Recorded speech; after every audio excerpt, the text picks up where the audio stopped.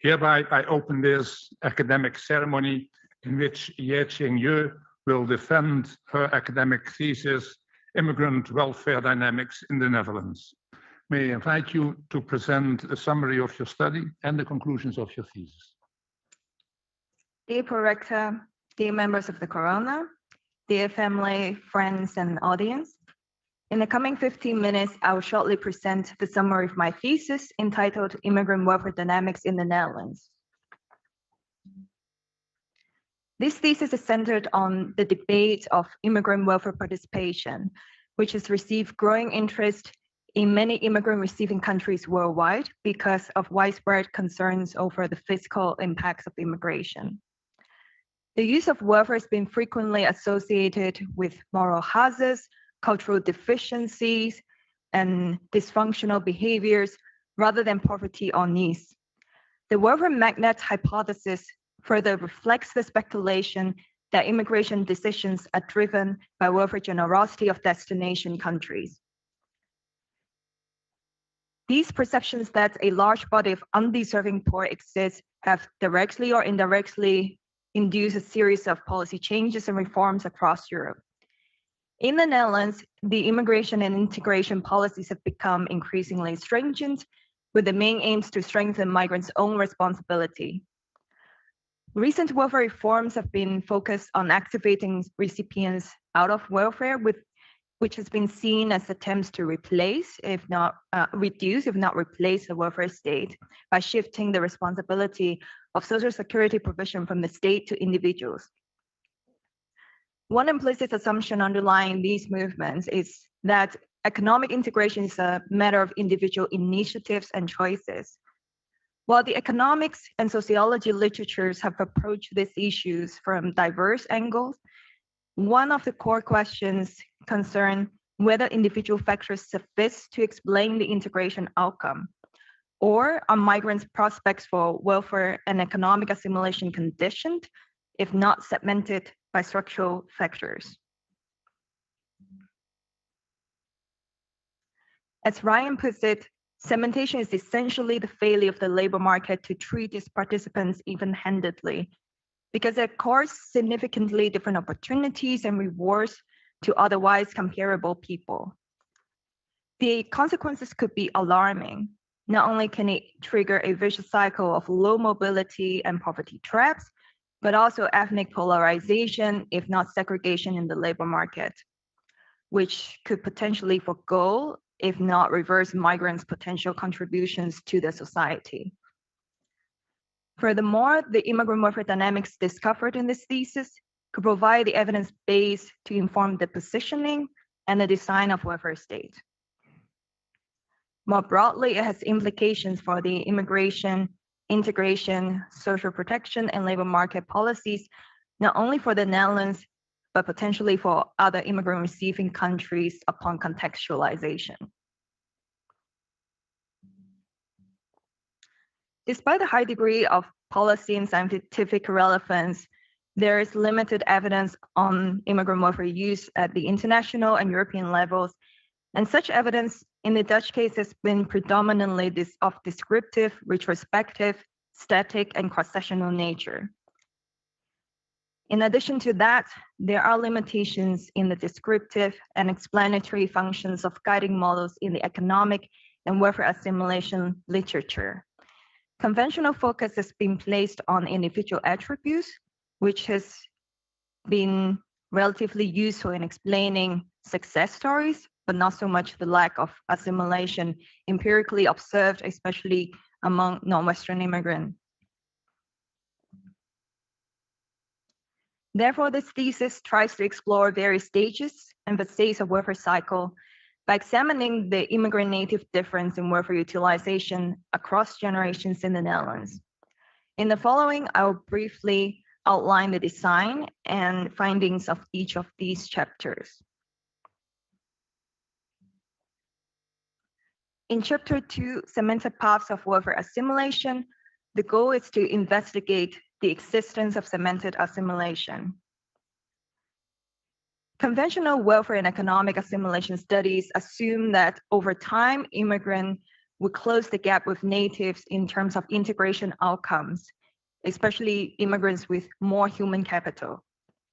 However, the cemented assimilation theory suggests that the immigrant assimilation process might not be a uniform one, and structurally disadvantaged groups, especially those who are characterized or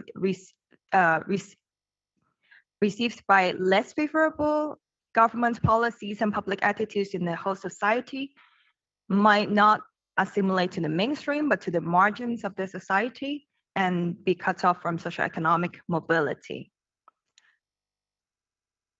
To explore this objective, I try to explore whether first-generation immigrants undergo segmented paths of welfare assimilation over the working age life course. And in addition, whether the prospects of upward mobility are exclusive of the more disadvantaged groups, and the extent to which structural and human capital disadvantages predict marginalization.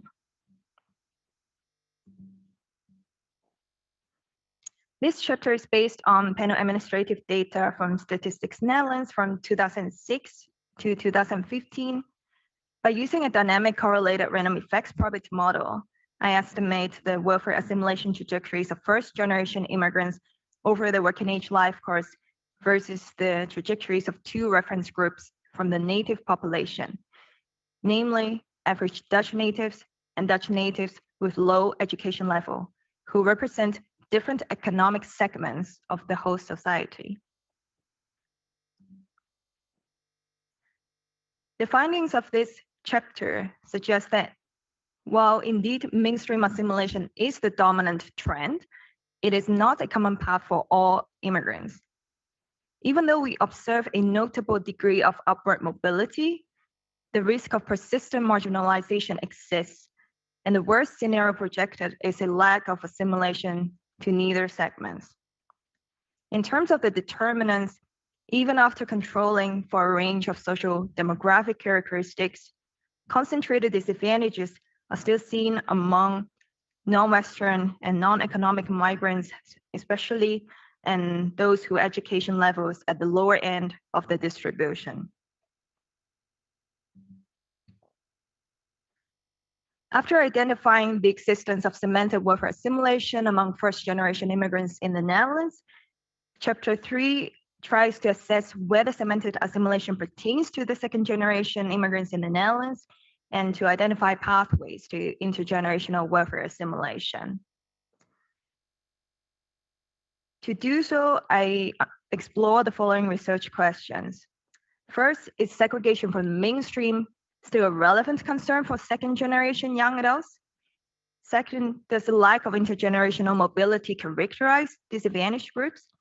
And lastly, to what extent structural, family, and human capital disadvantages predict marginalization? This chapter is based on panel administrative data from Statistics Netherlands from 2011 to 2015. By using a dynamic correlated random effects probability model, I estimate the welfare assimilation patterns and determinants of second-generation young adults compared to those of four reference groups, namely average Dutch native young adults with low education level, their own parents, first-generation immigrants of the same regional origin, education level, and gender. In terms of the pattern of welfare assimilation, the finding of this chapter suggests that second-generation progress rather than decline is observed, and the prospects for intergenerational mobility are not exclusive of the more disadvantaged groups. However, in line with the prediction of cemented assimilation theory, the risk of economic marginalization remains a relevant concern for many second-generation young adults who do not have higher education. As we can also see in this graph, for example, that compared to Dutch natives young adults with low education level, second-generation young adults with low to middle education levels are usually more, if not much more likely to receive welfare. In terms of the determinants, the importance of human capital overrides, but remains conditioned by the modes of incorporation and family backgrounds. Furthermore, the relevance of ethnic capital and ethnic penalty shows to decline from the first generation to the second generation. In chapter 4, precarious welfare to work transitions, I continue studying the group of second generation young adults by focusing on their transition out of welfare. The goal is to understand the routes to durable self-sufficiency for welfare recipients. On one hand, empirical evidence has shown that moving recipients out of welfare is easy, but whether they will move into employment and what kind of employment have increasingly come into question. On the other hand, the labor market segmentation theory suggests that the labor market has become increasingly bifurcated. Employment in the secondary sector of the labor market is associated with a so-called low pay, no pay cycle. And furthermore, ethnic minorities are predicted to be confined to this segment. In light of this, I explore in this chapter to what extent the risk of welfare dependency, which is measured by welfare persistence and welfare cycling, is influenced by employment in the secondary labor market and ethnic penalty. This chapter is also based on the panel administrative data from Statistics Netherlands, but from 2010 to 2015. I used a two-stage first-order Markov transition model, which accounts for initial conditions problem and unobserved heterogeneity to analyze the transitions into and out of self-sufficiency. To do so, all exit routes from welfare as opposed to self-sufficiency as the primary source of income are encompassed. After estimating the model, I then simulate the welfare transition probabilities by fixing covariates at representative values of the sample. The results of this chapter suggest that, in contrary to the neoliberal assumption underlying the workforce model, welfare exit is not a good predictor of self-sufficiency, at least in the Dutch context. Even among individuals who were not self-sufficient in the base year, on average, 1/3 of them stay in welfare in the medium term, and more than half of them cycle on welfare in the long term. Ethnic penalty in each indicator of labor market segmentation, namely low skill level, non-regular job contracts, and employment in less skilled sectors, as well as their interaction, significantly increase these risks. Cumulative disadvantage is particularly common among non-Dutch workers who are employed in the secondary labor market. In conclusion, the findings of this thesis has several implications. For the literature of welfare dynamics and immigrant integration, this thesis has highlighted the importance of a dynamic life course approach, which are particularly important for studying outcomes and population subgroups which are highly dynamic. It also showcases the importance of analyzing welfare transitions beyond a single spell or exit-focused approach. Furthermore, it draws attention to the nature of the labor market structure and the overall opportunity structure when analyzing welfare participation and immigrant integration. With regards to the policy implications, an automatic uniform closing of the immigrant native gap over time should not be presumed, as evidence of group-specific barriers indicates the need for targeted measures. The distinction between immigration and refugee policies should not be obscured by the consolidation of immigrants as one homogeneous group, as systematic discrepancies between refugees and other types of migrants are observed in terms of their patterns and determinants of welfare assimilation. Lastly, the focus on limiting access to and duration on social protection in the context of increasing labor market segmentation might put at stake the economic well-being of these disadvantaged workers. Thank you very much for your attention. I now give the word back to the director. Thank you for your presentation. The opposition will be opened by Professor Franziska Gassmann. Professor Gassmann was the chair of the assessment committee and Professor Gassman is Professor of Social Protection and Development at Maastricht University. The floor goes to Professor Gassman. Thank you, Prorector. Dear candidate, let me as a first one congratulate with your thesis. I have to tell you, Annie, I very much enjoyed reading it. It is well written and it is solidly grounding in theory, drawing from both economics and sociology, and you also, the empirical methods are carefully applied and well justified. It also shows that the use of granular longitudinal CBS data is a great advantage for the analysis of welfare benefits.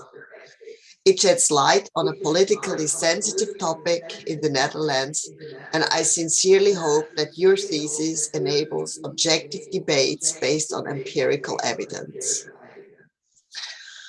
Now, what we have on your last slide, which is also discusses about conclusions and policy implications, and I would like to build a little bit more on there and push you a little bit. Your thesis focuses on the Netherlands entirely, so that for me it raises the question to what extent your findings would be applicable in other countries, particularly within the EU, but also vice versa. I mean, what are the experiences in other EU countries? And if there are differences, are they indicative for alternative policy options? Even good practice examples. So in other words, what policy lessons can we learn from your analysis? And what would you recommend the Dutch government based on your analysis? And maybe also what policy mistakes should other EU countries try not to make? Now, on your last slide, you spoke about targeted measures, but I wonder, what exactly do you mean? You talk about, the distinction between immigrant versus refugee policies, that this distinction should go away, but how? Can you give us some more insight of what you would recommend? Thank you. Dear highly esteemed opponents, thank you very much for your question and your comments. I think indeed this thesis is very much centered on the Dutch context because of the use of the Dutch administrative data, which is somehow this has enabled the study of this topic. Otherwise, that also explains why international evidence has been so scant in this topic. But thanks to the Dutch data, we are able to do that. At the same time, the goal of this thesis, for me, it serves as a case study because of the valuable data availability. But I do think that a lot of the findings of this thesis, while it is certainly more directly applicable to the Dutch context, I think it has potential for reference for other European countries, if not more immigrant receiving countries in the world. I think mainly because of, first of all, if we think about the policy developments in recent years and also more historically, first of all, in recent years across Europe, there is the trend of increasingly restrictive immigration integration policies, as well as what I've also mentioned, the activation focus of welfare reforms across Europe. So that kind of sets the more similar context for understanding this topic that would make it easier to compare across countries in terms of the political developments in this aspect. And if we think about historically, after World War II, we see fundamental changes, actually not only in Europe, not only in the Netherlands, but in many parts of the world. For example, after World War II, something that's been observed is that the immigration has increased in many countries, and also the immigrant composition has changed quite a lot. For example, in the US, that is also observed that there used to be a large body of European immigrants who have much more similar skill level or human capital, or at least in terms of the skin color, they are more comparable to the native population. But afterwards, after the 1960s, there are also much more diverse composition of the ethnic groups that are coming in terms of both skill levels, type of human capital, and then the skin color, for example.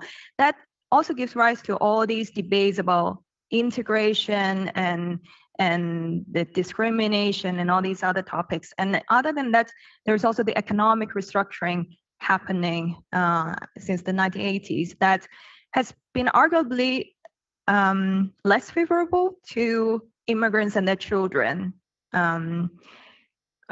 because it gives less opportunities for labor-intensive economic growth. So I think in terms of the possibility of extending the findings or some of the, at least the concepts or the ideas that are brought up in this thesis to other European countries and maybe more countries in the world, I think there is the potential, but certainly contextualization would be the key to do so.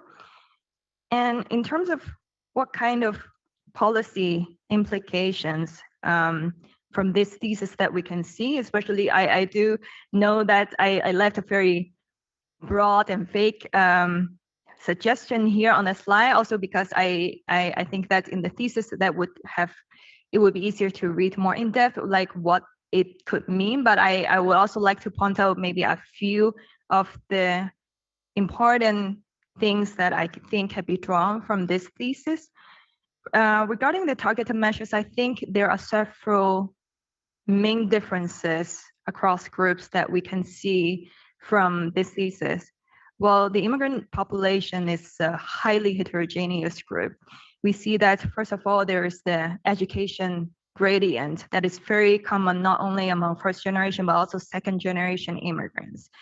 And that also really shows that education would be one fundamental component to really effectively integrating all these immigrants into the Dutch labor market, if not society. And to do that, of course, a lot of support policies would need to be in place, but this thesis is not centered on the education policies, but perhaps, for example, how to support refugee children in their integration to the Dutch school system, for example, in terms of providing more language support, which in the current system, after the first or second year of introductory course, they phase out all these language support or more support for immigrant children who might have difficulty in the language. And after that, they are completely required to integrate in the Dutch education system, which doesn't offer the alternative language of instruction. So that could be one thing. And then also for adults, then of course, also the possibility for them to receive skill training to match the labor market needs of the Dutch economy, especially if we're concerned that what they are providing doesn't match what the Dutch society needs. But of course, there can be more in terms of the education, but certainly education gradient is something we can look into to close this gap. And maybe another final point would be that what we are observing more fundamentally, what this thesis points out, is the immigrant native gap, which of course, again, stems from many potential causes as well.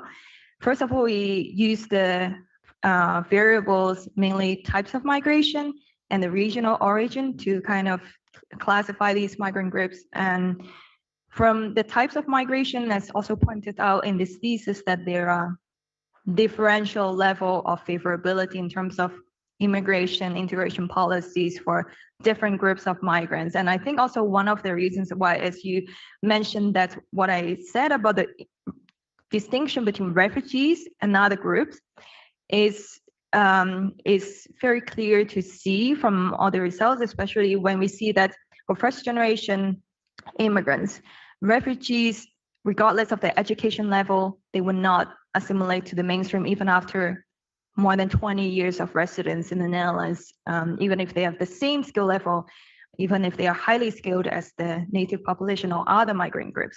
So that really tells that there is systematic difference. And in terms of the types of policy targeted at all these groups, first of all, the government should also look into whether there are certain kind of like restrictions that limit the labor market participation of these groups, for example, for refugees, before they're granted the status of refugees or their residence permit. They are only allowed to work 12 weeks per year, which definitely push them to rely on social benefits. And that would be the thing about the type of migration. And finally, about the differences we see across regional origin. Then it can stem from many causes, but we have controlled for the many direct and indirect internal external effects of ethnicity in the thesis. So what could be some of the main causes could be the, first of all, discrimination in the labor market, and also the cultural and linguistic distances to this whole society. We're not able to identify the exact extent of these causes, but if future studies can identify whether, like, the extent to which these roles play a role in explaining this outcome, then I think we can better suggest the policy recommendations for each of these causes. Thank you for an elaborate response. Thank you very much. Thank you. The opposition will be continued by Professor Arjen Leerkes, who was also a member of the assessment committee and who is a professor of migration, securitization, and social cohesion at Maastricht University. The floor goes to Professor Leerkes. Thank you. Dear candidate, dear Annie, it was with great interest and pleasure that I read and helped assess your dissertation, and I can only compliment you with the result. With great sophistication, you conducted rich analysis on immigrant incorporation trajectories using rich Dutch microdata, and with the segmented assimilation theory as a theoretical lens. And I think especially also the choice to use segmented assimilation theory is also quite exciting, because in the Netherlands, what has been much more dominant is more traditional, classical, or arguably new assimilation theory. If we look at also the work of the Netherlands Institute for Social Research, for example, they don't talk so much about the segmented assimilation, I think. Okay, now I have a question also about that theory. And so we develop theories to help us conduct empirical research, as you know, because they help us decide what to look for in the data. However, we also conduct empirical research to examine the usefulness of different theories and ask ourselves whether or not a theory perhaps needs to be revised. So I have a question about the latter aspect of scientific discovery. The theories you used were developed in the US in the 1990s. Portes and Su, who developed the theory, proposed that assimilation is not a uniform, but rather a segmented process that works out differently for different groups. Yeah? And they distinguish three ideal typical outcomes for the United States. So assimilation in the mainstream, this is what the more classical theories have always focused on, but also assimilation in the ethnic community. And then they highlight the Cubans as a relatively privileged also ethnic minority, and assimilation in what they call the underclass, yeah? Which in their analysis is mostly like the inner city ghettos, I guess. Yeah? So how useful have these three outcomes, ideal typical outcomes, really been in your research on the Netherlands? Do we have similar ethnic communities? Do we have similar underclass? And what, in hindsight, would you tell the American supporters of segmented assimilation theory? Should the theory be revised in light of your results? And if so, how and why? Or why not? Dear highly esteemed opponents, thank you very much for your question. I think indeed the segmented assimilation theory is something quite, it brings a very interesting angle to the entire debate, especially when the majority of studies in this, at least in welfare and economic assimilation study, a classic model that assumes that everyone will converge to the mainstream, or at least there is only one reference group. That really, the segmented assimilation offers an alternative possibility of understanding the assimilation process. And I think this is, all these have to be based also on the understanding that there's been, the theory originates from observing the facts that there are fundamental changes in that society, especially what I also briefly mentioned, the increasing bifurcation of the labor market and also stratification of the society. And that is why they think that if the society is already segmented or stratified, then that would make sense that immigrants are not only assimilating towards one direction or one group, but that there are different segments that they can go into. And that is why I appreciate his theory, and I would like to explore this topic with this.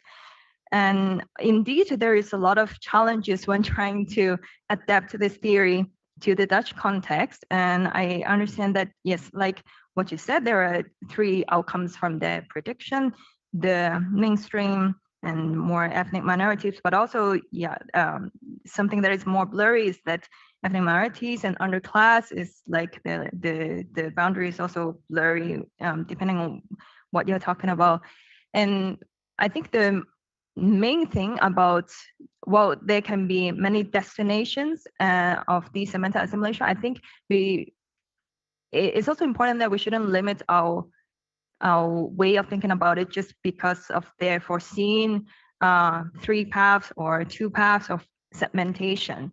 What matters is how to adapt it to the Dutch context. And for example, I think, well, in the beginning, we did think about using directly the downward assimilation to the underclass concept directly from the theory. But there is really no empirical evidence in the Dutch case that clearly suggests there is an existence of an ethnic underclass in the Netherlands. And even for underclass, there is not so much clear evidence of per se. So that is why ultimately I decided to take a step back, maybe not directly to talk about assimilating to all these ethnic minorities or underclass in the Netherlands, which I think that these have more specific applicability to the American context, where they have indeed a very large immigrant community for many years, and also in terms of the existence of underclass in a highly segregated society. That is very clear from empirical evidence, but this is not so clear in the Dutch case. That is why I have chosen to focus on measuring marginalization instead, and trying to see, first of all, maybe as the first step, to see if we can identify the mainstream versus the margin, to see if some groups are simply more likely to be marginalized. And I think what we are seeing is that indeed there is marginalization, but regarding whether there's an ethnic underclass, it would be really another debate or another study that will have to look into it. But I think this, even though this thesis has only identified 3 outcomes, and the last outcome is basically no assimilation to neither the mainstream or the margin, which was not our intention in the beginning.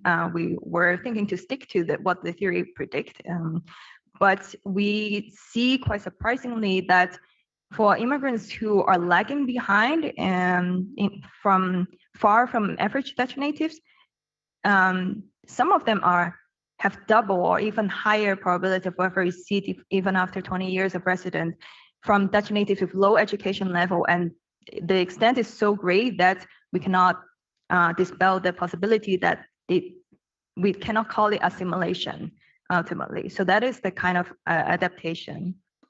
Let's stop there, because it's extremely knowledgeable on the subject, but I would like to give all the other members of the degree committee an opportunity to have a short discussion with you.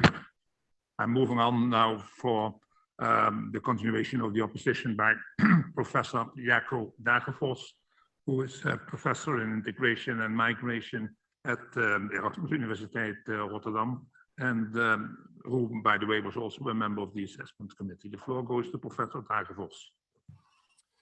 Thank you, Pro-Rector. Dear candidates, first and foremost, I would like to congratulate you on your thesis.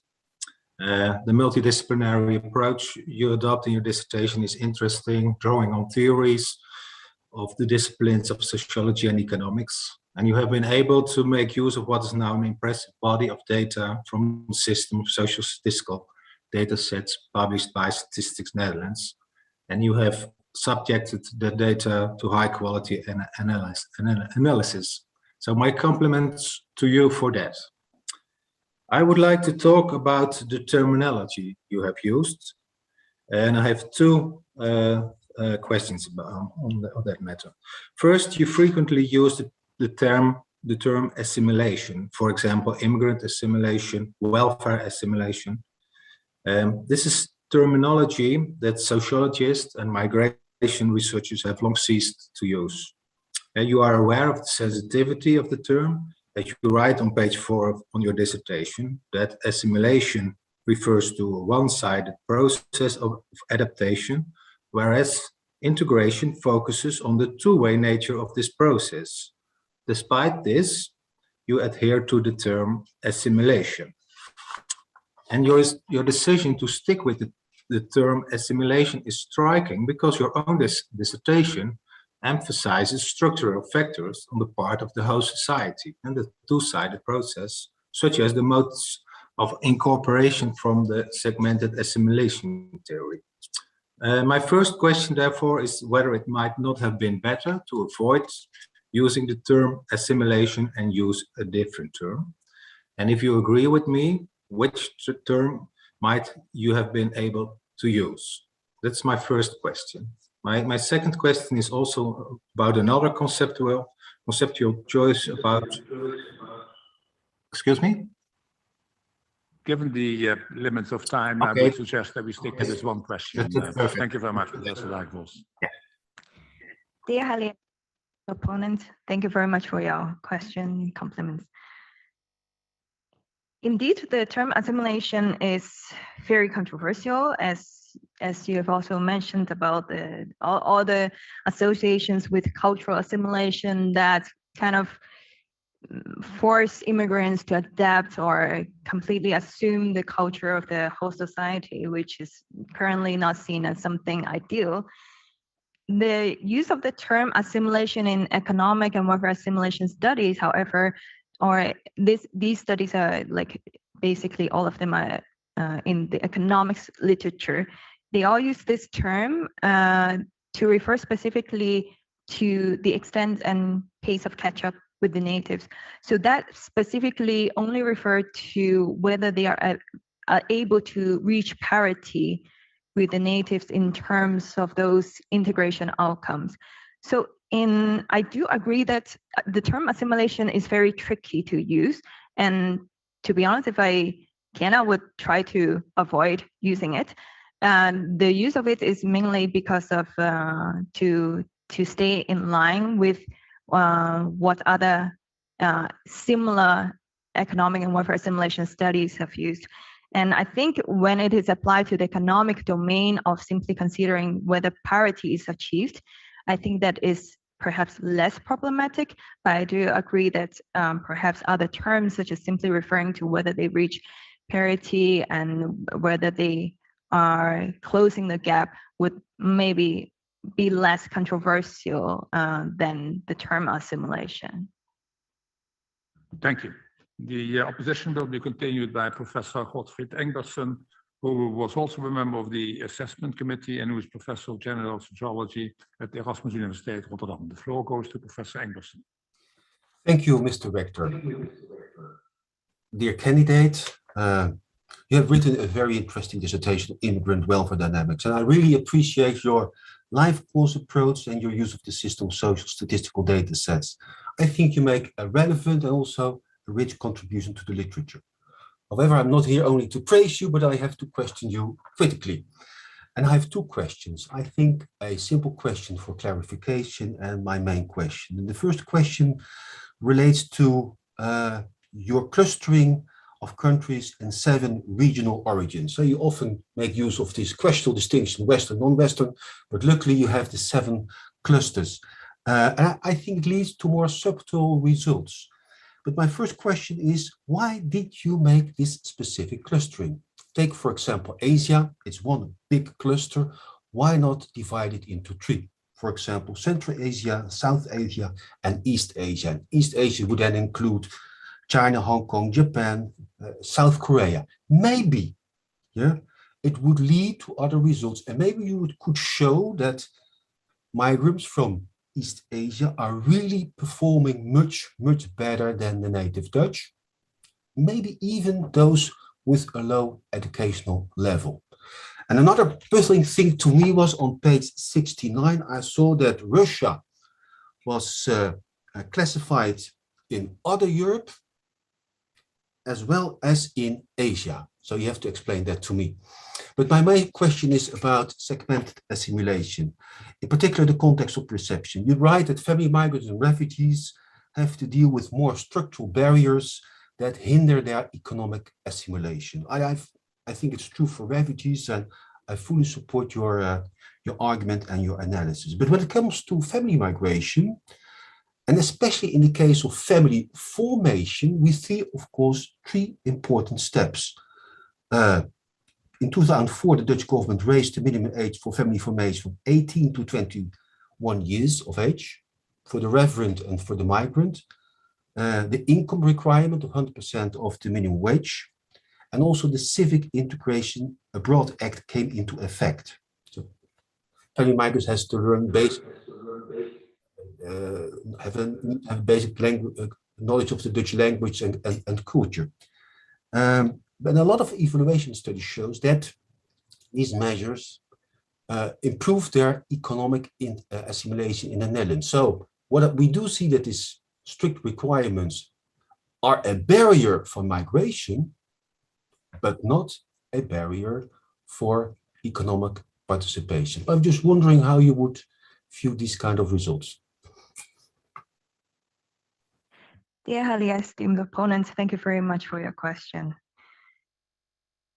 With regards to the use of regional origin, I agree that this is a very broad, and to be honest, after now looking back, I do feel that this is a very ambitious attempt and maybe a bit too ambitious, that I started with an aggregate analysis of trying to include all first-generation immigrants in the Netherlands. And that, after seeing all the results, all the differences across regional origin, and then we see interesting results, some make sense, some in line with the empirical findings, and some raise more questions. But I do agree that if looking at intra-group dynamics, and for example, even by splitting it up further into more specific subregions might help explain the results. On the other hand, the goal was to, as the first study, to give an aggregate overview of all the groups, how all the groups are doing. So first of all, it's slightly better than the Western or Western classification as a whole that many economic assimilation studies are still using. So I think this could be a first step, but I really agree that more studies should look into these intra-group dynamics, which can tell us a lot more about what's happening in practice. And about your second question, sorry, I didn't. The first question. Understand. No. The second question is that the specific requirements for family formation hinder migration, but improve integration.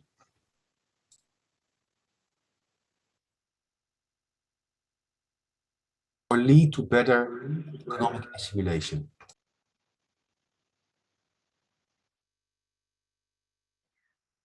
Yes, so dear highly esteemed opponent, for the family, the requirements on family reunification, indeed, that makes it more difficult for migrants to immigrate to the Netherlands, and also more difficult for them to access welfare.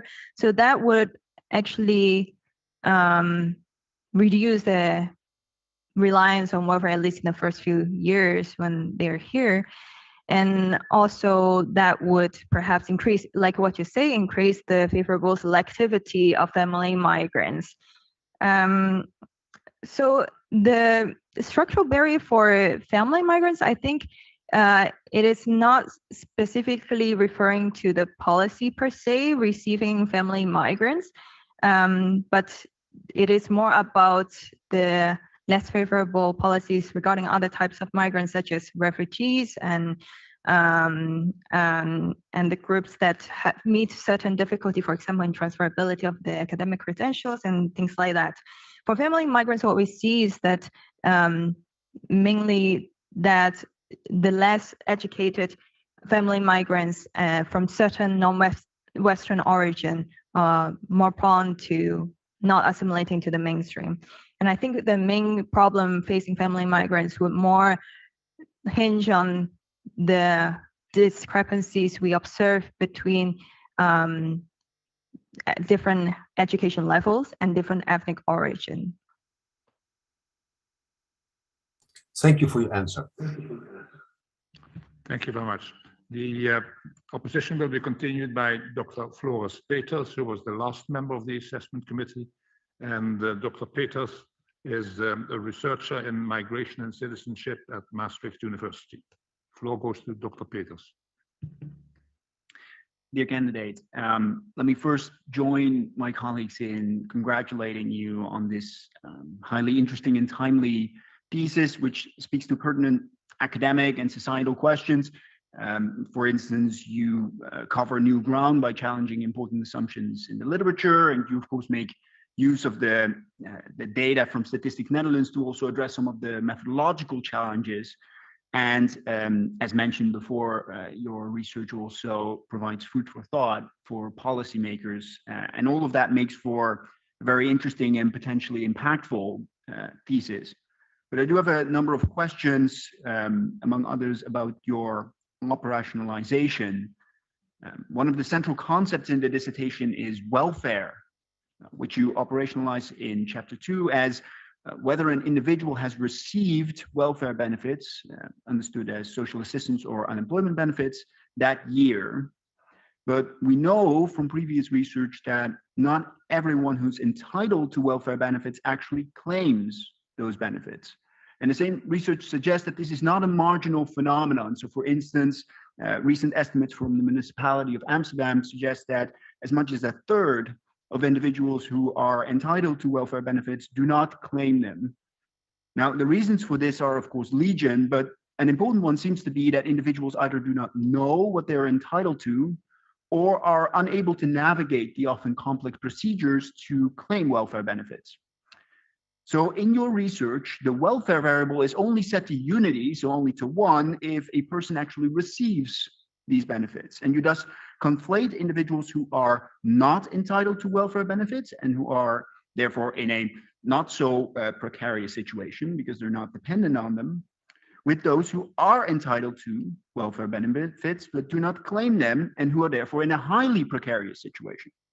And I suspect that the latter group is especially prevalent among those with a migrant background, because indeed limited mastery of the Dutch language may impair one's ability to know one's rights and to navigate the application procedure to apply for welfare benefits. So my question is as follows. Is it possible that you are underestimating your findings because highly precarious individuals, those who are entitled to but do not claim welfare benefits, are in the same group as those who are not entitled to welfare benefits, who are in a relatively secure situation? And if this phenomenon of eligible non-claimants of welfare benefits is more prevalent among those with a migrant background, what are then the implications of that, of your comparisons, especially between natives and migrants? The esteemed proponents, thank you very much for your comments and questions.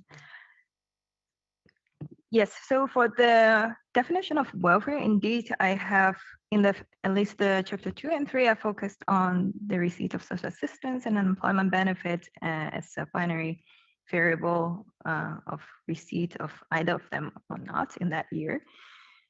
And I agree that actually this would miss out the individuals who are eligible but are not actually receiving it. And I also, indeed, there are a lot of studies that show that actually migrants in Europe, including in the Netherlands, a lot of times are more likely than the natives to be entitled or eligible for these social benefits, especially because they're more likely to be in poverty. But they're not necessarily as much more likely or similarly or at the equal level more likely to receive the benefit as they are actually supposed to or they could.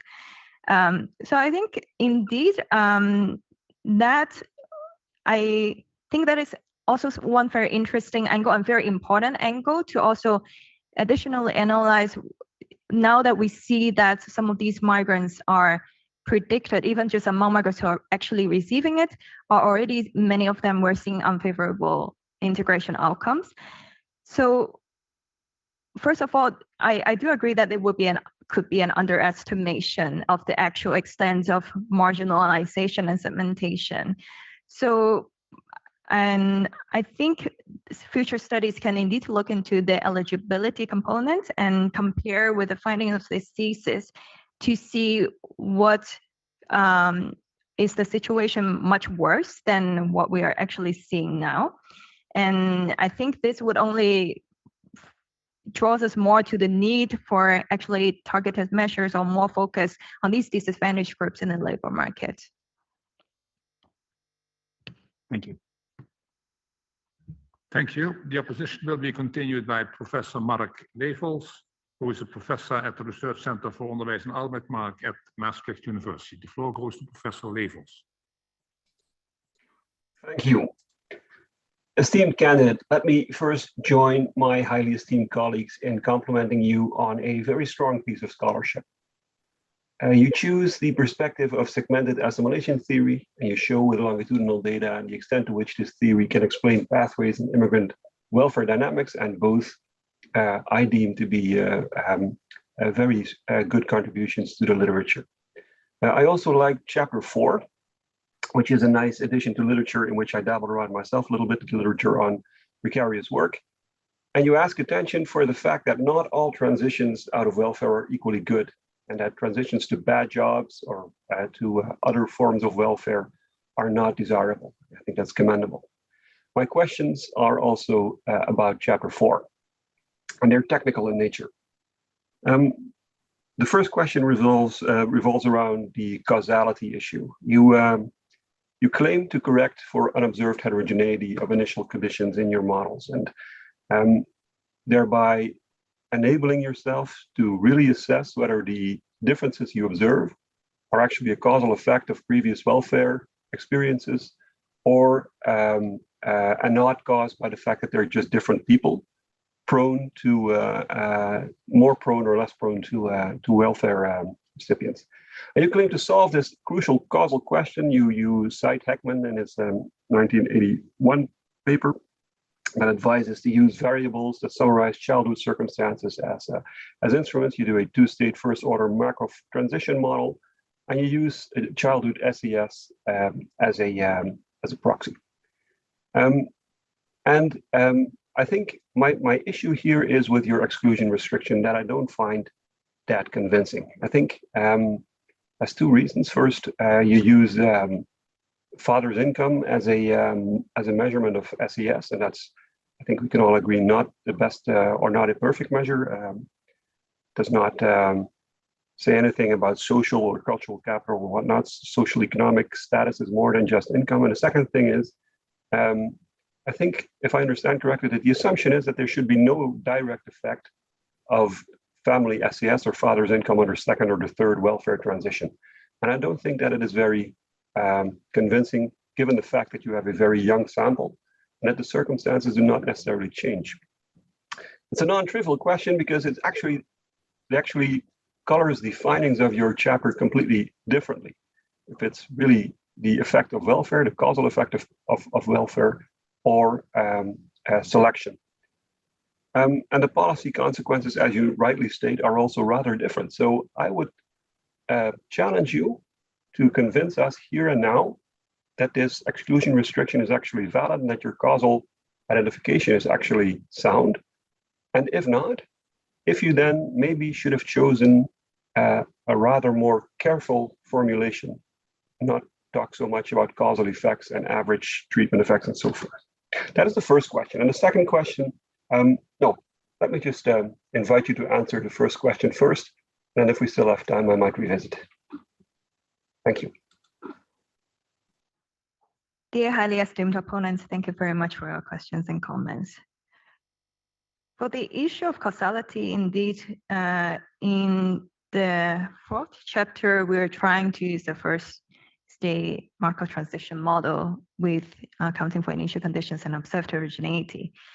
And we know that the initial condition problem lie in the fact that the initial state of welfare receipt for the individual is, or it could be endogenous, because it's subject to unobserved heterogeneity, and also is not the start of the data generating process. So although this could be maybe less the case for these young adults.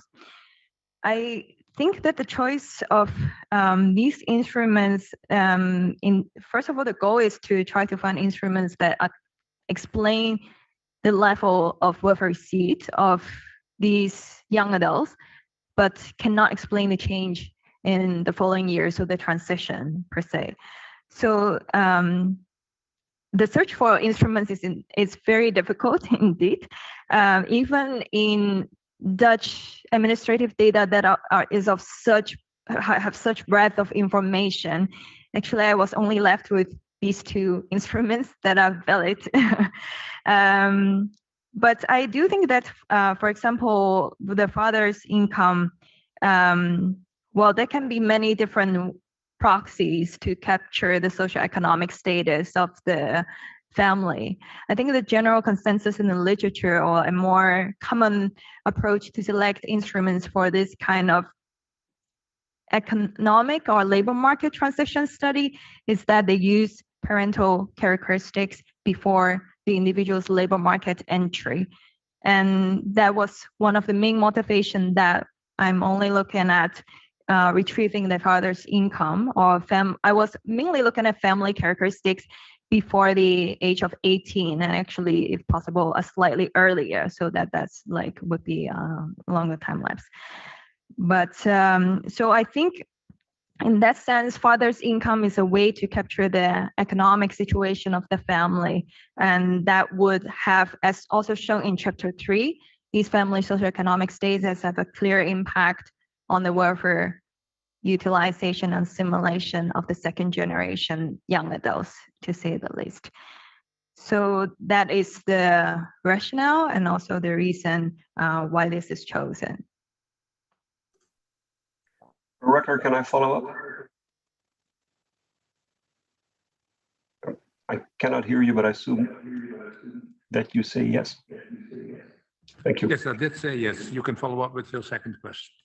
Thank you. Well, if you permit me, I'd like to dig a little deeper into the answer to the first question, because I think, if I understand correctly, candidate, then the reasoning is mostly based on the observation that other people have also used this instrument to try and isolate the causal effect.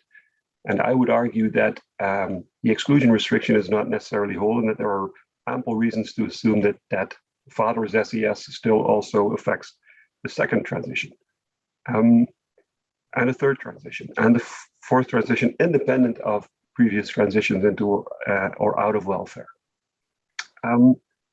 Given that, would it not be wise to not talk too strongly about causal effects? In other words, would you, based on these analyses, go to our Ministry of the Interior and advise policy based on this, saying if you and actually make the claim that welfare captures people into welfare, which is, I guess, what you would have to say if you take your causal effect seriously?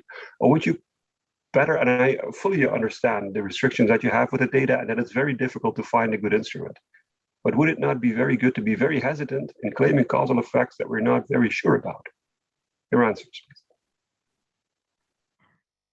Dear highly esteemed opponents, thank you very much for your question. I think in this thesis, it is also clear to us that we're not trying to identify the causal effects per se, but we're only trying to identify the correlation. And therefore, a lot of the observations we're seeing, we cannot directly say is a cause of these factors. We do see that they are correlated and they have strong relationship to these factors. And that, on one hand, is a limitation of this thesis. On the other hand, it also opens the space for other studies to follow up on identifying exactly the causal mechanism underlying what we are observing in the immigrant assimilation process, especially the cultural mechanism, and also, for example, what happens in the family that really contributes to these observed outcome. Thank you. Thank you. with this, we can conclude the first round. We still got a few minutes left, so I would suggest that we start a second round, and I'm happy to give the floor to Professor Gassman with preferably a short question. Thank you, Prorector. I have my second question, Annie, is really about chapter 2. And it is about, so you analyze social assistance receipt and you analyze unemployment receipt. But there is, as far as I'm concerned, really a very important difference, because social assistance is allocated or determined or given to the household, while unemployment benefits is an individual entitlement, right?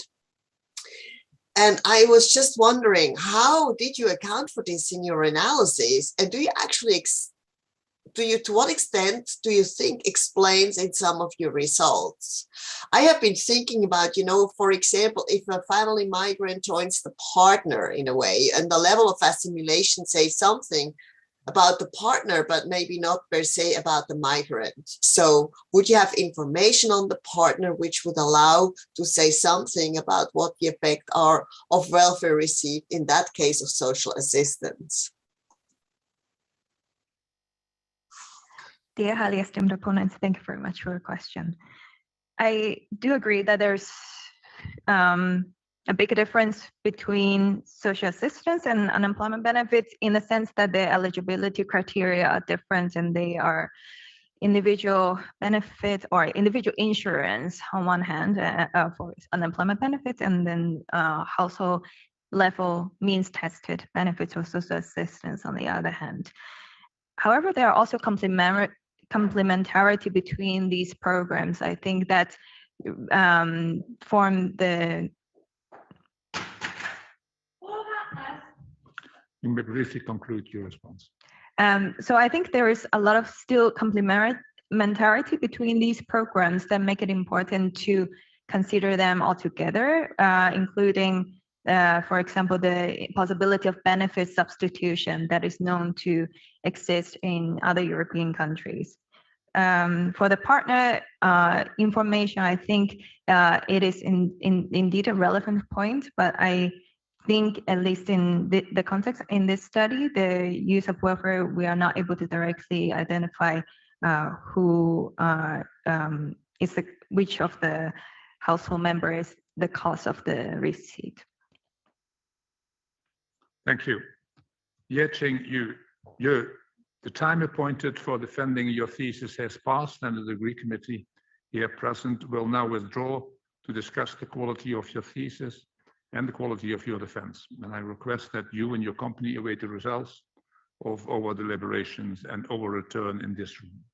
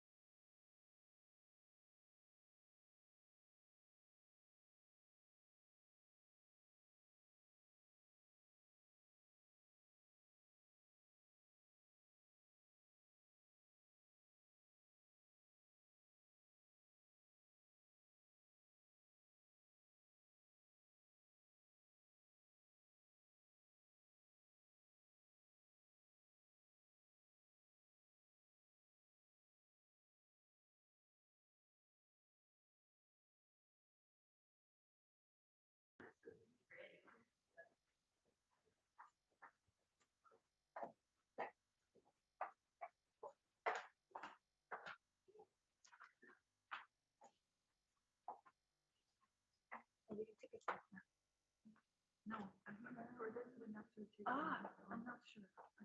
Because so many people. For me? Okay. Okay. Okay.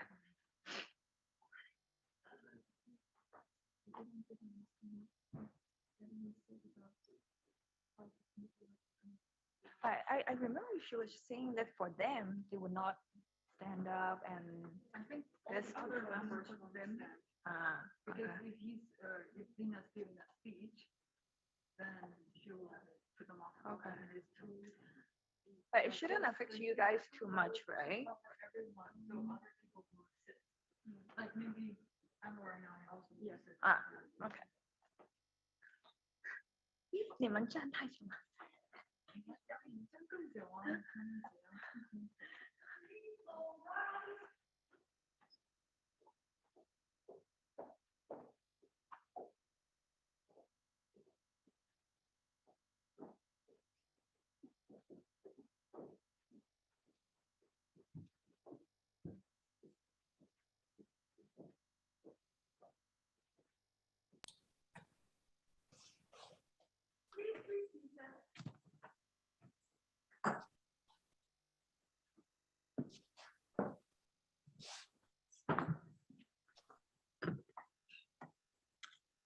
Yip Ching. The degree committee here present has assessed the quality of your thesis and the quality of your defense. And in view of its positive verdict and taking into account your previous qualifications, the degree committee has decided to grant you the degree of doctor. Professor Verspagen is authorized to confer upon you this academic distinction in accordance with Dutch university custom. Professor Siegel will give you the diploma, and then later on, Dr. Nimet will inform us about the laudatio. I invite Professor Verspagen to now take the floor. Thank you, Mr. Co-Rector. Dear Annie, there's one more question you have to answer, and that's the following. Do you promise to work in accordance with the principles of scientific integrity at all times, which means to be careful and honest, transparent, independent, and responsible? Yes, I promise.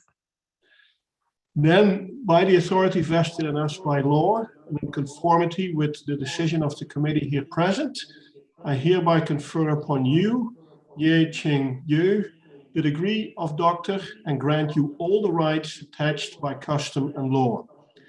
As evidence of this, Professor Siegel will now present you with the degree certificate signed by the rector, the secretary, and the other members of the committee, and affixed with the official seal of the university.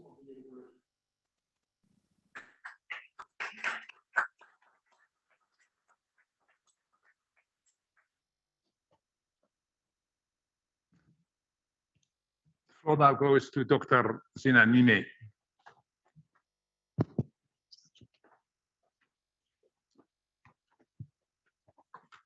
You did it. Congratulations. First, let me start by also congratulating your family and your friends who are here, but also online, and especially in Hong Kong. I met Annie over 7 years ago when she enrolled in the Master's Public Policy and followed social protection specialization. I don't know if you recall, but in that course, the first group you were part of had Andre, Chris, and Patrick. All three gentlemen came from strong economic and technical backgrounds and were very tough in what they were demanding of the course. Annie was calm, humble, soft-spoken. She came from a background with a BA in translation, with a double minor in government, public administration, and French. It was not only a match to the triple trouble team I called, but was such an important addition that she gave the team the harmony and the human touch that made them the super team during the cohort. Needless to say, I was impressed with Annie, and when she was considering the topic of her master's thesis, I was very happy that we could work together on exploring horizontal inequality in the occupied Palestinian territories. We used the novel multidimensional poverty measurement back then, and you wrote an excellent thesis. I recall a conversation where I had to tell you, or tell to Annie what sometimes she's too modest to acknowledge. You are an excellent researcher. You must continue in this field, and you should really consider a PhD. And I'm so glad that you agreed with me. But before we get into this part of the journey, I have to tell you a little bit about Annie. Annie has this stoic, calm air about her. I always say like a breeze. She strikes you as very quiet, yet she is actually a very effective communicator. I always felt that Annie belonged to the school of only speak if it improves the silence. This comes across in her writings as well as her arguments. She is ambitious and always keen to apply what she learns to arrive at the best final product. The results of her efforts were always reliable and of high quality, as shown in her academic thesis and the defense we saw today. I was also very fortunate to work with Annie throughout her PhD. She was a tutor in the social protection specialization, whether it was through teaching theoretical or technical courses. I could always count on you.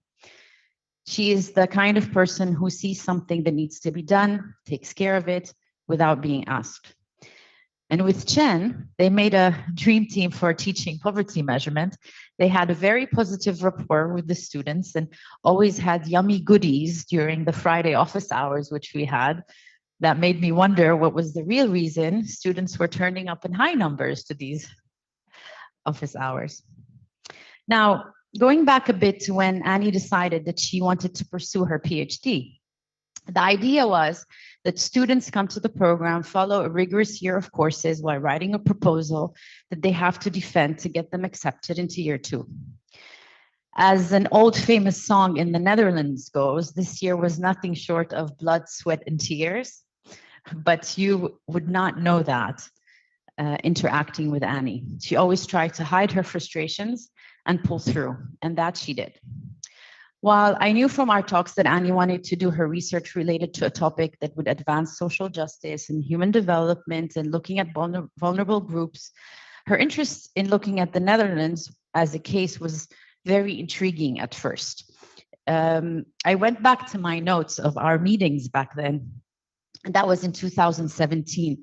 So just to place it, that was actually the year that in the Netherlands, Geert Wilders' party, the PVV had gained their highest share of votes yet. So they had 13%. I looked it up. And I had words written there such as social justice, doing by our research what we believe is right, telling the narrative as accurately as possible, and wouldn't it be more objective this way? So here's Annie, the global citizen from Hong Kong, who wants to write a pretty complex econometric piece of work on the sensitive topic of welfare assimilation in the Netherlands. This was going to be something. Not just that, Annie's thesis was going to be multidisciplinary. So it would be a combination of economics and sociology and combine literature on immigration, integration, social protection, labor market policies, as well as complex data sets. So the next step in the journey would answer the question, who would be the most suitable person to guide Annie with me on this interesting journey? Well, this person turned out to be 3. The nature of the migrant question brought Melissa on board, the importance of data guidance and context brought Hans on board, and the complex techniques that still needed to be learned brought Bart on board. And the topic brought everyone on board. 4 extremely different profiles woven together in what would prove to be a relatively smooth ride. And this, I have to give a lot of credit to you. Annie always came prepared to meetings, ready to learn, willing to be challenged and to challenge, but always politely, always professionally, and always precisely. I must admit that even for myself, these sessions at Bart's office on the 2nd floor at the UNU Merit Building were always a learning experience. And I'm not talking about learning complex methods from Bart, debating ideas, angles, approaches, nor the disagreements we had amongst ourselves as a team. That is for a different time, but rather how a student among 4 different supervisors, you could navigate so smoothly, despite it not always being an easy task. She always made it look easy, despite many difficult personal moments, with her professionalism and perseverance, dedication, and elegance. And today, this is what we're celebrating. You made it work, And this degree in your hand is a testimony of this. So, on behalf of Bart, Melissa, and Hans, it was a pleasure working with you as you embark on your journey with your new job at the International Organization for Migration. May you always believe in yourself, how you believed in this project, and you may always stay the kind person you are, and also strive to be a catalyst for social justice in whatever capacity you can. Now, in conclusion, in a good Dutch tradition, and just being a couple of days after the celebration of Sinterklaas, I would like to end with a poem. So I thought about a lot what would fit the occasion, and I couldn't be inspirational to write my own, so I had to borrow. So then what best to add to this already existing international mix than a good old Irish poem? So there it goes. I wish you not a path devoid of clouds, nor a life on a bed of roses, nor that you might never regret, nor that you shall never feel pain. No, that is not my wish for you. My wish for you is that you might be brave in times of trial, when others lay crosses upon your shoulders, when mountains must be climbed and chasms to be crossed. When hope scarce can shine through, that every gift you have been given might grow abundantly along with you, and let you give the gift of joy to all who love and care for you. That you may always have a friend who is worth that name, who can trust, who helps you in times of need, and who will define the storms of daily life at your side. Dearest Annie, congratulations.